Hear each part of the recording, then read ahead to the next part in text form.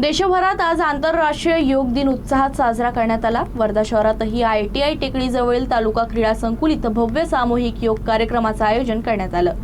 या कार्यक्रमात पालकमंत्री डॉक्टर पंकज भोयर यांनी देखील सहभाग नोंदवला। आंतरराष्ट्रीय योग दिनानिमित्त वर्धातील ITI टेकडी परिसरातील तालुका क्रीडा संकुलात सामूहिक योगासन कार्यक्रम उत्साहात पार पडला।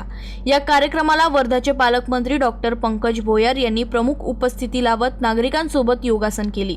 यावेळी जिल्हाधिकारी, पोलीस अधीक्षक, विविध विभागांचे वरिष्ठ प्रशासकीय अधिकारी, कर्मचारी, खेळाडू, क्रीडाप्रेमी, नागरिक आणि शेकडो विद्यार्थ्यांनी मोठ्या उत्साहात सहभाग नोंदवला।